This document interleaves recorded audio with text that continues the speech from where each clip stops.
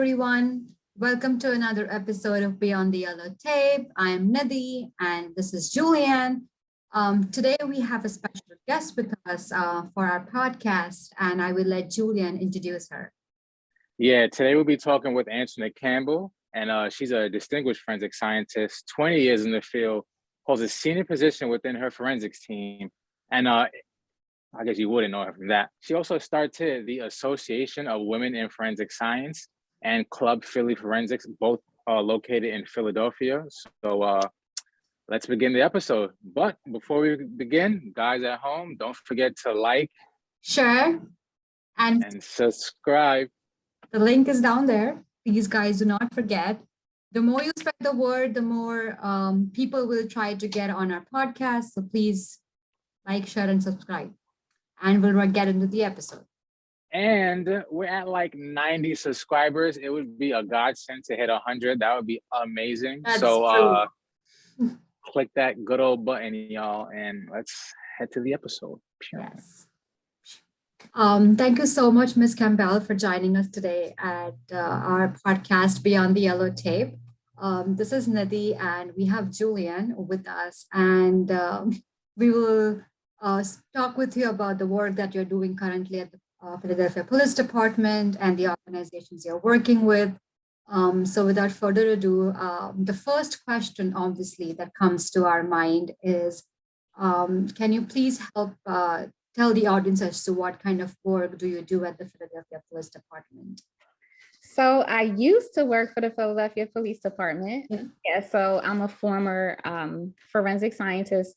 But what I used to do there was forensic drug chemistry and quality assurance. So forensic drug chemistry is when you analyze seized drugs. For example, if drugs are confiscated, it could be if somebody breaks a drug law, such as possession of drugs, manufacturing drugs, or distributing drugs, illegal drugs, or it could be prescription drugs. Then those drugs would get transported to the forensic drug lab, and then you have chemists that analyze the drugs for the absence or presence of controlled substances. And quality assurance is the administrative side of forensic science. That's when you have to ensure that the units are following their policies and international standards. So that's the quality assurance side, because there's a lot of quality assurance that goes into doing casework, like analyzing physical evidence. So that's what I do in a nutshell. Gotcha. So like, what are some of the drugs that, maybe it's obvious, but like, what are some of the drugs that you guys, I guess, would routinely come across in drug chemistry?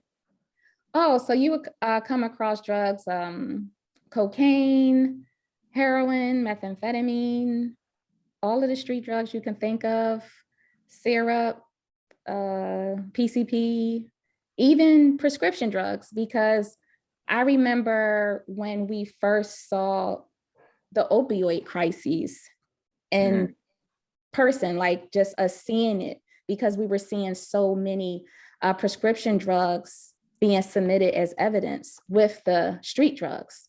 So we started to see that in the laboratory before it became mainstream, where it was an epidemic.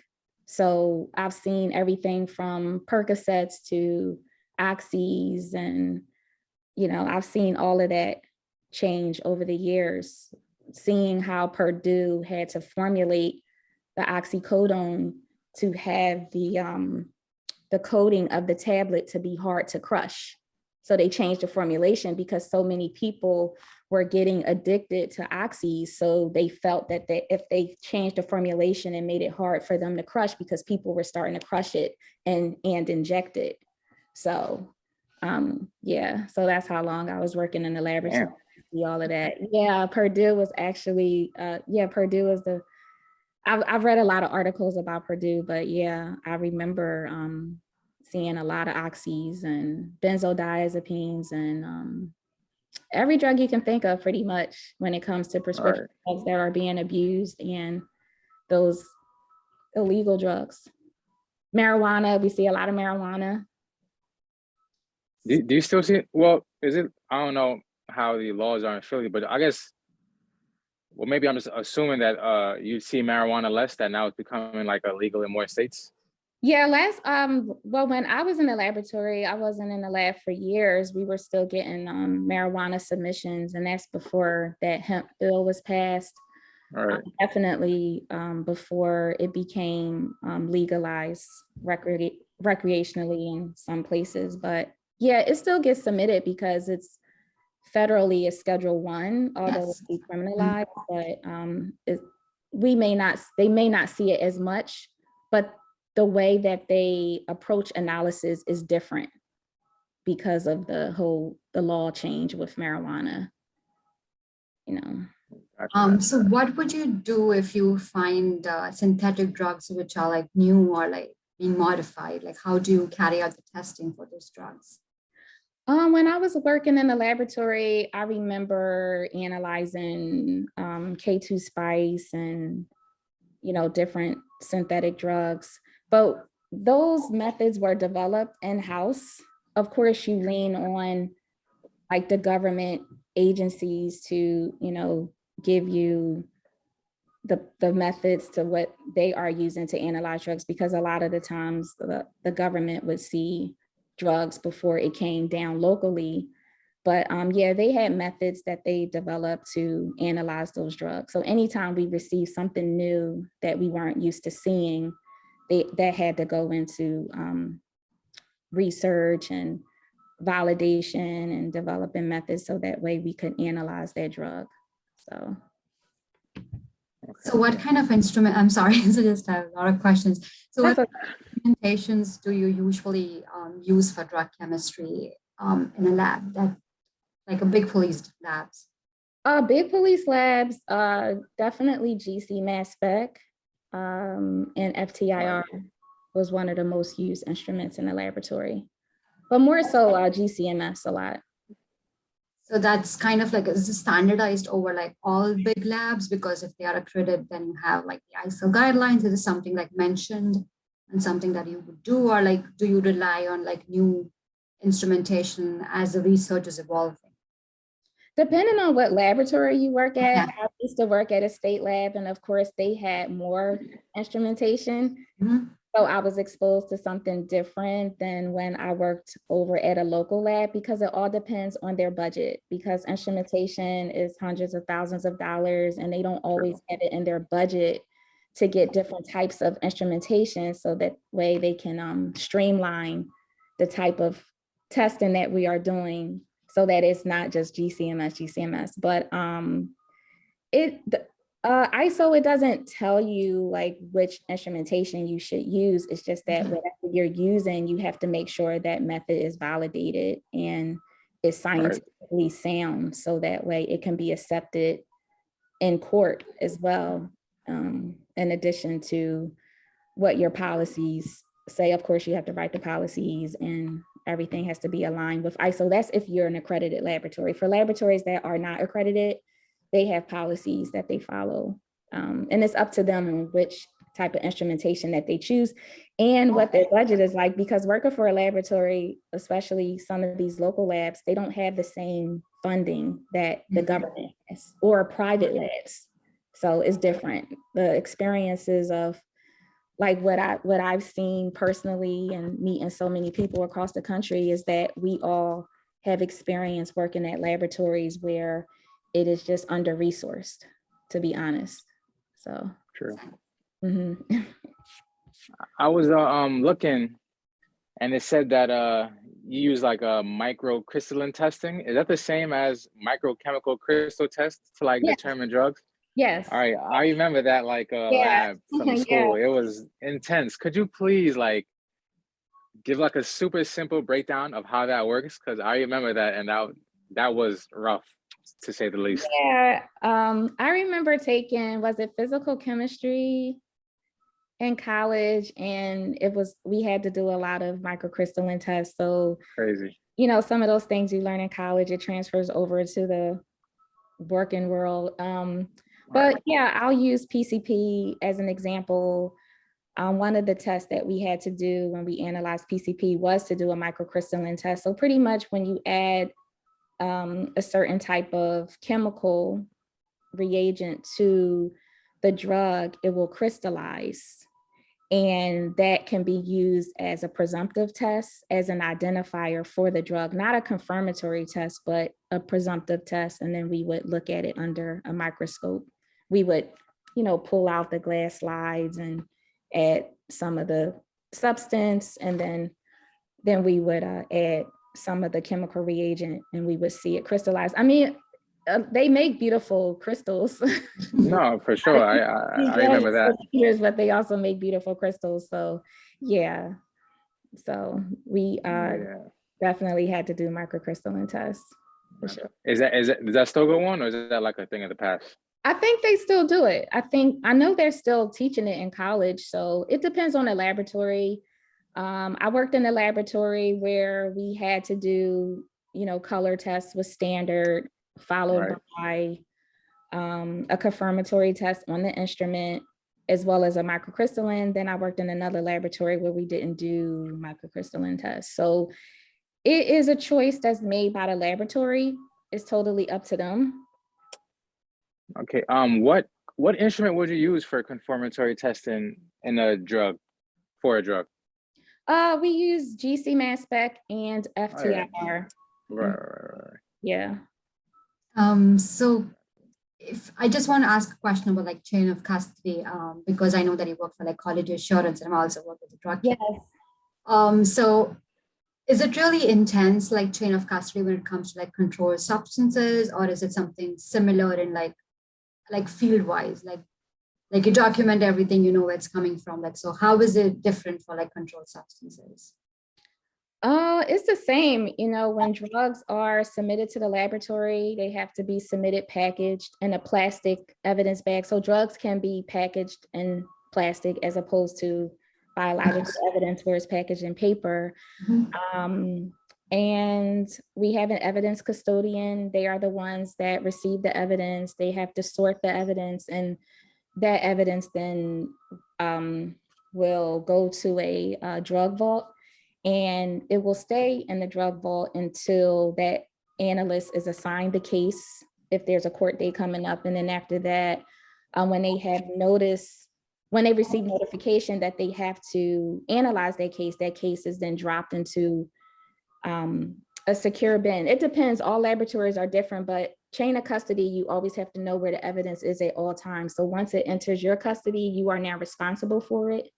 So you have to always make sure that you check the paperwork and read everything on there and verify that against what is in the evidence bag.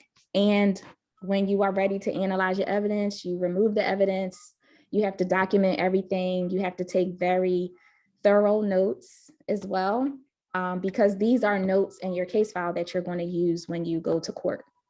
So you may not have your case file. Well, you should have your case file with you in court, but the evidence, you're not bringing the evidence with you. That the evidence is brought to court by an officer. So you are responsible for the evidence until it gets out of your custody. So it's up to you to make sure that you inventory the evidence, make sure the count is right. That's another story that I won't share on here. But yeah, I mean, it is all on you. When you are a chemist or a forensic scientist or whatever type of physical evidence you're working on, you have to make sure that you cover yourself. Speaking of, you go ahead, Nidhi. So I just have a question. Like, I know that there has been a big issue with like coming with drugs when you do the testing, as to, like people stealing the drugs and XYZ. So do you guys have like cameras monitoring you constantly in like, depending on the lab you're working with? Or... It depends on the lab you work at. Okay. I've never experienced that. Okay. Yeah. So I'm sure like with the documentation you do, like, is there someone who like verifies your documentation after your work? Yeah, that's a good question. That would be a technical review. Okay. So all casework should be tech reviewed. And that actually is a requirement an ISO requirement. When you're working at an accredited laboratory, if you're not an accredited laboratory, that is best practices to always have your work verified by another qualified analyst to go back over your report to make sure that you included everything, that your notes are sufficient. And I never wrote notes that were vague. I always wrote very descriptive notes, and also making sure that you document everything, like the reagents you used, the lot number, but that's a requirement that we had to do. We spent so much time on paperwork, so much time. And yeah, so all of our cases were verified by another analyst, for sure. That's a good question. So before like you get into such nitty-gritty details about like documenting and stuff, so I'm sure like as a forensic scientist working in a lab, you have to go through training. So how intensive are these trainings to help like perfect an individual before they even start working with like real casework samples? Yeah, training was very intense. I actually used to be a training coordinator for a few years before I left the lab. That's what I was doing before I left the lab, to go into quality assurance, because I always love to train. I love to educate people. So we had a training program that was very intense, and the training could take up to 2 years, maybe almost 3 years. And the training for drug chemistry went from, mock trials to competency testing, as well as learning about the history of drugs. And there were different hands-on things that they had to do, as well as, practical exercises they had to do, as well as getting tested. So there were several modules that they had to complete in order to be a qualified analyst. You cannot touch a case before you become qualified. So that was something that is a requirement when you work in the laboratory, is to complete a training program. And in addition to that, even if when you are qualified, that means you completed your training program, you have to stay qualified by taking a proficiency test every year in order for you to stay on casework. So that's a requirement for analysts who work in the laboratory. That makes sense. Mm-hmm. When you're talking about drugs, now that drugs, I guess, very dangerous, potent drugs like fentanyl around, have you noticed that drugs like that have changed any working environments? I know people are like so fearful of even getting any on their hand that they might, OD or whatever. So does that change anything?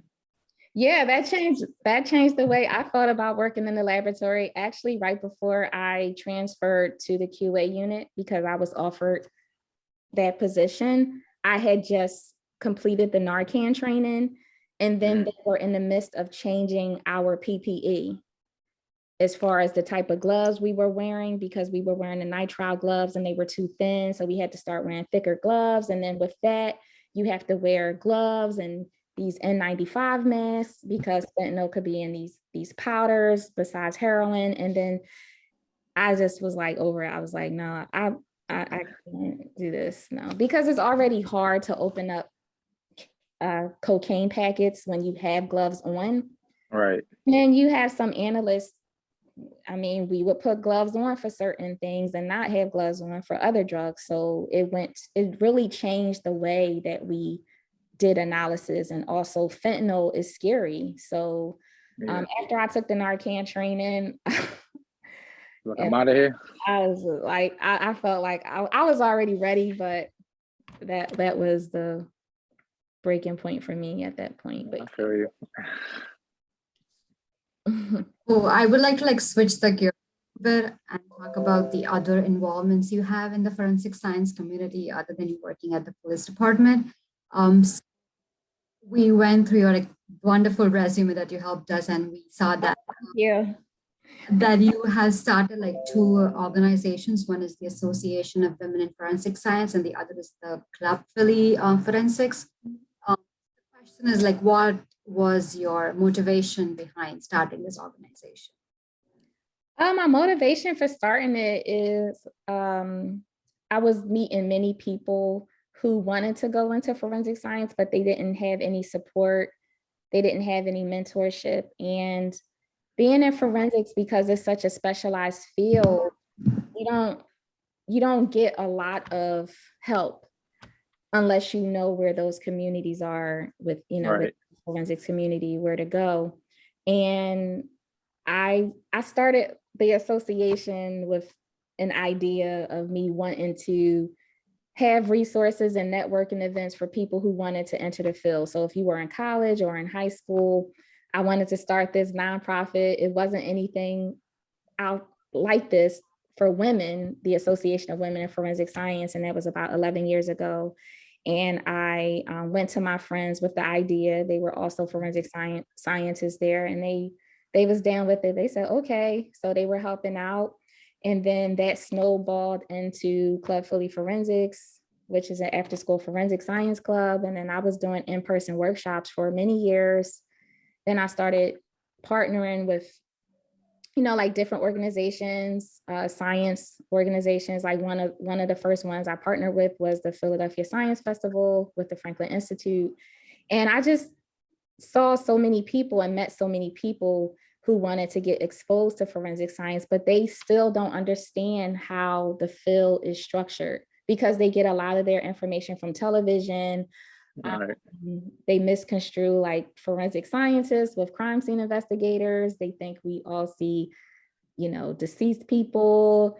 And it was just a lot of giving them the basics of what forensic science is and what it isn't, and how to fit, and how there are so many different career paths. So it really came about of just in my own neighborhood, and also too, like I live in Philly, so it's so much gun violence here, a lot of crime, and people not understanding how forensic science is also a part of the criminal justice system, and how you should understand like how forensic science can help you, as well. So yeah, that's why I started it. That's really interesting. And I feel like that's also the aim of like our podcast, where we want to get down and like tell the audience as to it's not only DNA or like, crimes investigation that we do nowadays, like so many different things in forensics. Yes. Yeah, that's a wonderful thing. Yeah, I think you have a great podcast. Like, I look forward to how huge your podcast is going to be. Thank you. I definitely see that vision. Thank you. That's nice. Do you see you being a Black woman, do you see any, like, I guess, on your way to where you are now, any challenges being in like the STEM field, being that it might not be a lot of African Americans and it might not be a lot of women? Of course, yeah. I know with a lot of me always being one of the only Black forensic scientists in my laboratory. When I first started, it was only a handful of us. When I went to college, it was only a handful of us in the chemistry department. So that's one of the reasons I started my organization too, because I wasn't seeing many Black women in the field that I've seen that I would meet. I would go to conferences and it would be mostly white men at the conferences and very few, if any, Black people. So yeah, I definitely I'm still dealing with those challenges of going into spaces where it's just me or maybe a few of us. So that's why I started, my clothing brand, my t-shirt brand, Street Forensics, and a lot of my characters, they have Black forensic scientists on them. So that way I can bring more awareness to science and forensic scientists so that even girls can look at it and say like, oh, wow, like if I can see that she's a forensic scientist, or if I join her program and I meet all these other Black forensic science professionals, then maybe I can do it too. So I feel like if you see it, you can believe it. When, like 100%. Not being able to see yourself in people is very, it's very disheartening to always be out here. That's true. It's real. So that brings me to my other question. What is the one thing that from your organizations that you did not expect, but kind of was a turnaround point for you, and you were like, oh, this is really working out well? I didn't expect to get attention from other organizations. I didn't expect to get publicity and interviewed by newspapers and different things like people reaching out to me, because I'm such an introvert and I like being in the background. I don't like being in the forefront of things. And I wasn't expecting for my organization to get any attention. I wasn't doing it for the press or for the news or for, you know, any of these people who are capitalizing off of forensics, what we really do out here. I was truly doing it because I wanted to provide a community for people to come to so they could learn about forensic science, but also get support at the same time. So I wasn't expecting for anyone to reach out to me and want to interview me or want to feature me or partner with me. So yeah, I wasn't looking for it, but I was also grateful for it at the same time. So Amen. Nice. That's what's up. Yeah. So do you think that the forensic community is kind of welcoming to minorities or like underprivileged people or like internationals when they're looking for like jobs or like looking for opportunities in the field? Not really. Okay. Oh. I think that,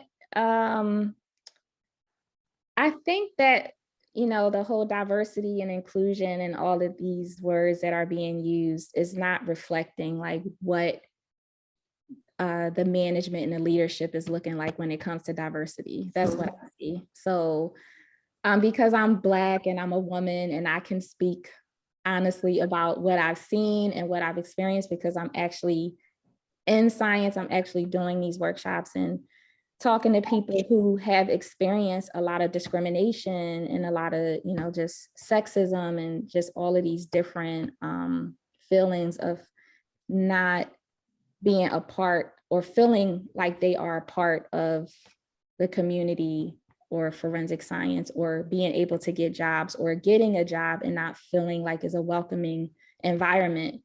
So I don't feel like science in general is a very welcoming environment for Black people, people of color, you know, immigrants. I have a lot of people who are a part of my community who are from other countries, and it's difficult for them to get jobs over here in the US.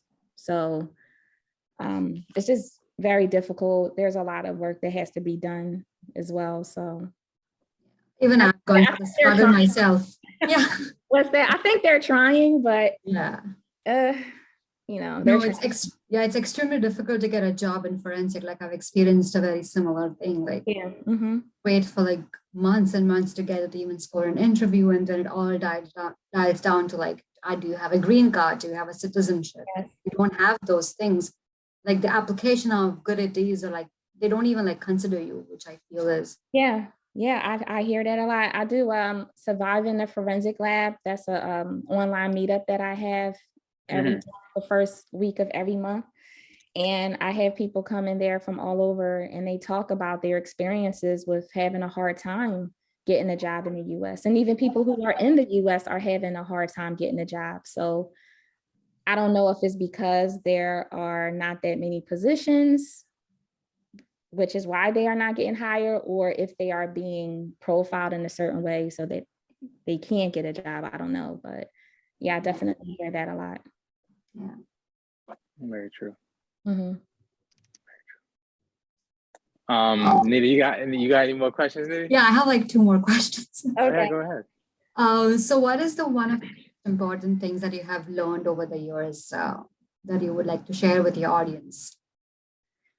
Oh man, what I learned over the years is to just focus on what it is that you want to do and don't let anything discourage you from that.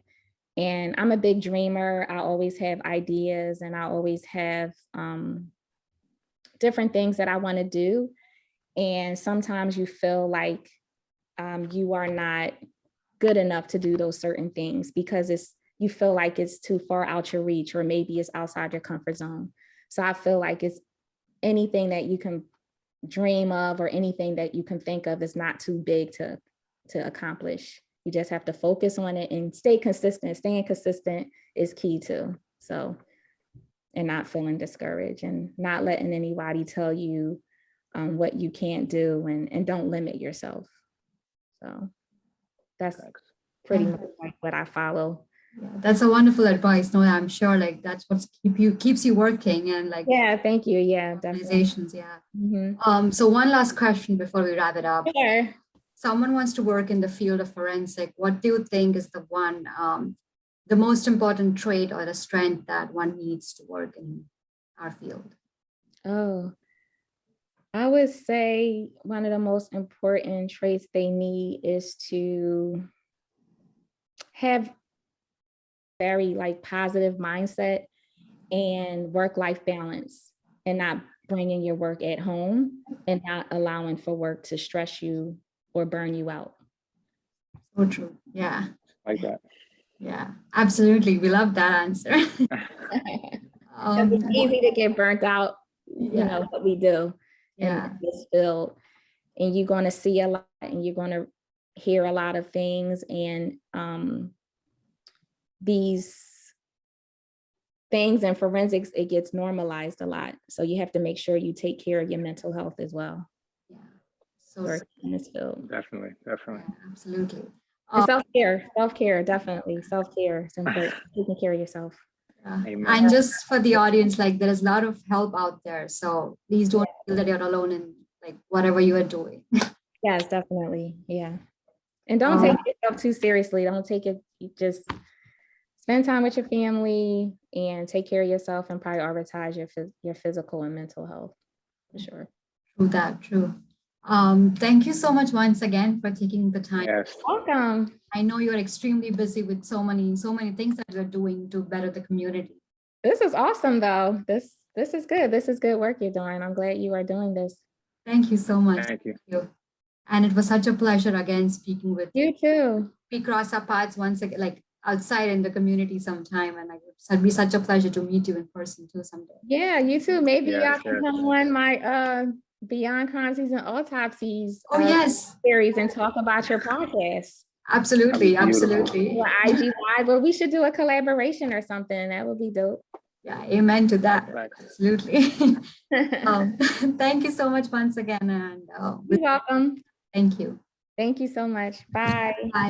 Peace. Peace. All right. Awesome. That was great.